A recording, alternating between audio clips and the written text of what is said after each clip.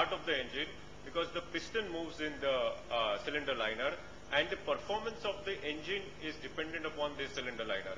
And even the oil consumption of the engine, how much oil it is going to consume, the vehicle which you are running is dependent upon the cylinder liner. So they are very important for the life of the engine.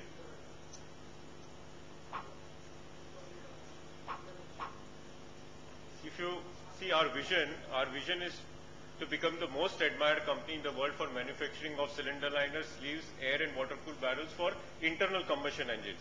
So all kinds of engines, be it the four-wheelers, commercial vehicles, or stationary diesel engines like Caterpillar and other engines.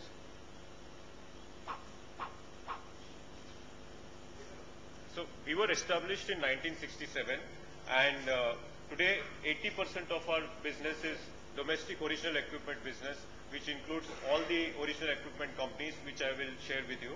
And 20% of this is exports now, which covers both original equipment as well as aftermarket. When we say aftermarket, it is the spares market. Like you go to if you give your vehicle for servicing to any service company, they would not fit the original spares always. They would fit a replacement part also. So that is where we come into picture. This is the list of few of our OEM clients in India. You see, Mahindra & Mahindra is one of our biggest customers, and we are supplying to all their plants, and also like tractor division, their automotive division, which includes the utility vehicles like Scorpio, Xylo, what you are seeing, Bolero, all of them.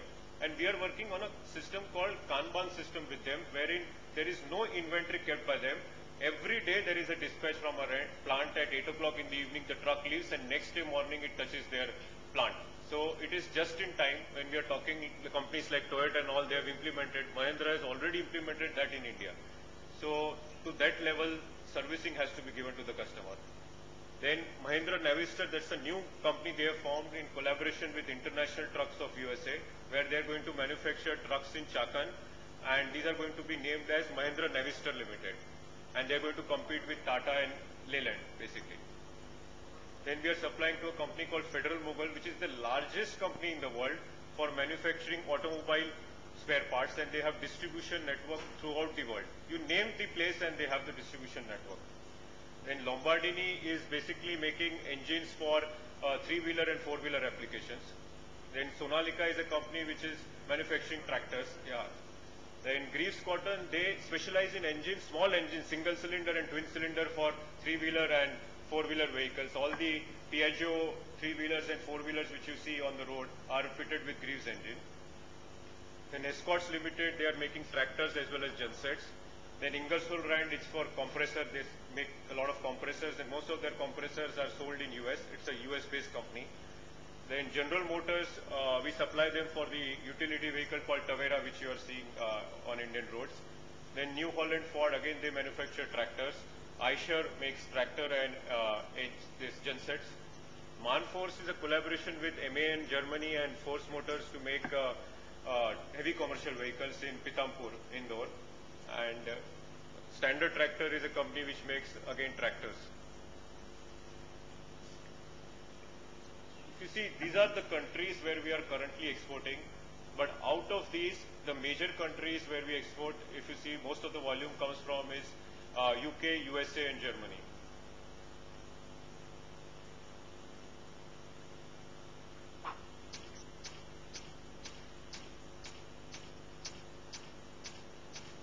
These are few of our export customers. As I said, Federal Mogul, they are one of the biggest companies in the world for automobile parts. So we are supplying to their plants in UK, USA, Belgium, Germany and China. And all the other companies, Carrier is basically making air conditioner, we supply them to in US. And all the other companies basically are distribution houses. They are very big and they buy in their brand and distribute throughout the world.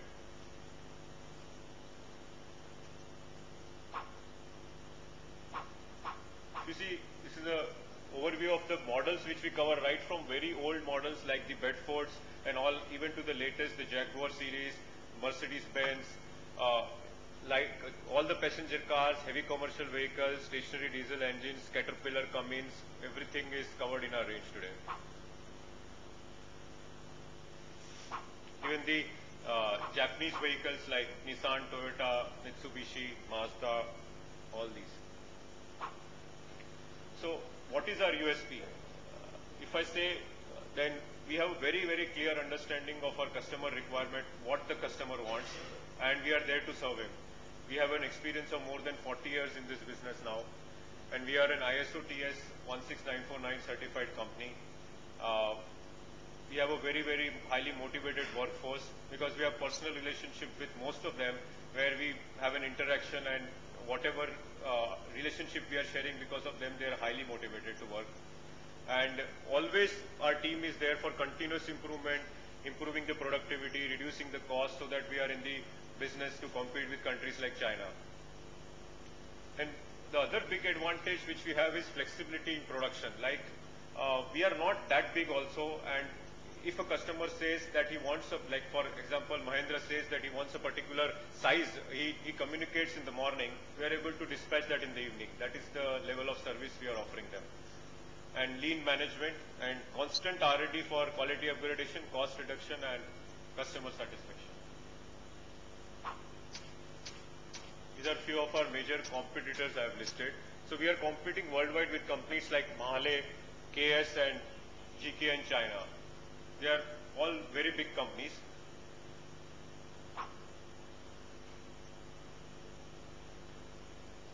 This is profile of Federal-Mogul, one of our biggest customer. You see their sales in 2007 is $6.9 billion. They employ about 50,000 employees globally, 106 manufacturing and 25 distribution sites worldwide operating in 35 countries, and 15 globally networked technology centers in North America, Europe and Asia. And they are present in almost all the industries. If you see their customers, it includes almost every engine made in the world or every vehicle being manufactured. It is covered by them and they are supplying to them. And in aftermarket, they are catering to the best stores like Walmart and Carrefour. And if you see their brands, they are among top 3 in almost every category, like the engine, gaskets, friction, everywhere. They are among the top 1 or 3, among 1 3. So now I'll go about giving you an overview of the current export business environment. See, it's a total open market today. You have complete information available through the web or through the customs data and everything as to where the customer is, what he is looking for, what quantity he is buying, what rate he is buying and from where he is buying. It's a total open situation, and similarly he has the information about you, what you are manufacturing, your competitors, everything is available to the distribution houses or the customer. Then it is a very, very competitive environment today. We are competing worldwide, not domestically. So countries like China, Brazil, all these come into picture. If a customer wants anything, he'll float an inquiry to the entire database which he has. So, and if you are competitive enough to offer a price which is less than your competitor, then you are in business. Otherwise, you will not get the order. And competing worldwide, you have to have very good efficiencies in your manufacturing. Otherwise, you cannot survive with competition in country like China, where the government is supporting them to a great extent. It is not that they are very efficient, but it is the support from the government on the raw material and other aspects which makes them competitive. Then quality consciousness. All the customers in export, quality is taken for granted. You have to manufacture as per their drawing. There is no compromise, no negotiation on quality. Only if you are able to meet that requirement you can quote. Otherwise, you cannot. So quality is taken for granted. You have to meet their drawing specification or their requirement. And in export, delivery commitment is very, very important. Once you commit a particular delivery, you cannot fail on that.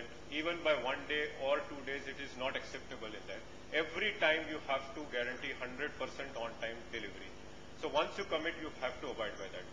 While receiving the order, you can say, okay, I cannot manufacture this in 30 days, I'll give it to you in 60 days.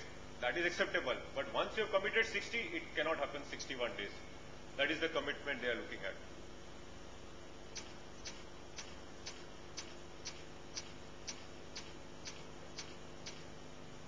So how do you go about exporting to these developed countries? First is the market research as to you have to be very specific as to which country you want to export. What segment are you looking at? Say in case of